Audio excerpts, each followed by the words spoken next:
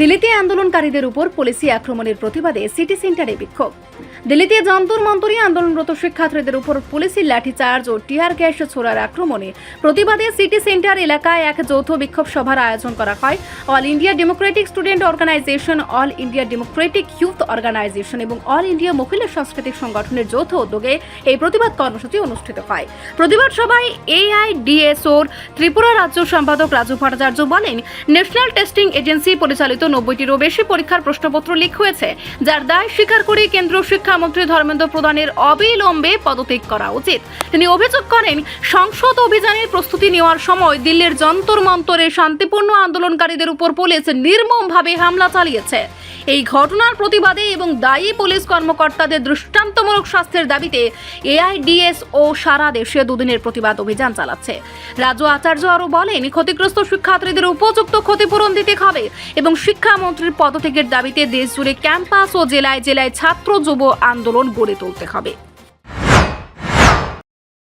National testing agency দ্বারা নেওয়া যে পরীক্ষা, তার 90টারও বেশি পরীক্ষায় প্রশ্নপত্র লিক হয়েছে এবং এই প্রশ্নপত্র ফাঁসের দায়িত্ব স্বীকার করে কেন্দ্রীয় শিক্ষামন্ত্রী ধর্মেন্দ্র প্রধানের পদত্যাগের দাবিতে দিল্লির যন্তর মন্তরে যে দীর্ঘদিন ধরে সাধারণ ছাত্রছাত্রীদের শান্তিপূর্ণ আন্দোলন চলছিল এবং আপনারা জানেন, গত পরশুদিন দেশের ছাত্র সমাজ সংসদ অভিযানে যখন প্রস্তুতি নেয়, দিল্লি পুলিশ নির্মমভাবে এই শান্তিপূর্ণ ছাত্র আন্দোলনে লাঠিচার্জ করে, কাঁদানে গ্যাস ছুড়ে এই যে শান্তিপূর্ণ ছাত্র আন্দোলন, গণতান্ত্রিক ছাত্র আন্দোলনে দিল্লি পুলিশের এই নির্মম অত্যাচার, এই বর্বরোচিত আক্রমণ এআইডিএসও কেন্দ্রীয় কাউন্সিলের পক্ষ থেকে সারা দেশব্যাপী আমরা তার প্রতিবাদ করছি। এই প্রতিবাদের অঙ্গ হিসাবে সারা দেশব্যাপী আমরা 2 দিনের কান্ট্রি ওয়াইড প্রোটেস্ট ক্যাম্পেইন করছি।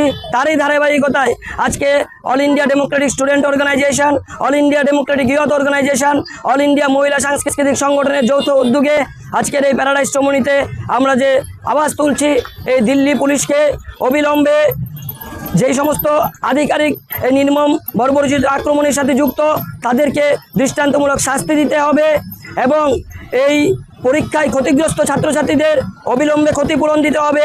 যন্তর মন্তরে আন্দোলনে যে ক্ষতিগ্রস্ত ছাত্রছাত্রী, তাদের ক্ষতিপূরণের দায়িত্ব সরকারকে নিতে হবে এবং দেশের আপামর ছাত্র জনতার দাবিকে মান্যতা দিয়ে কেন্দ্রীয় শিক্ষামন্ত্রী ধর্মেন্দ্র প্রধানের অবিলম্বে পদত্যাগ করতে হবে।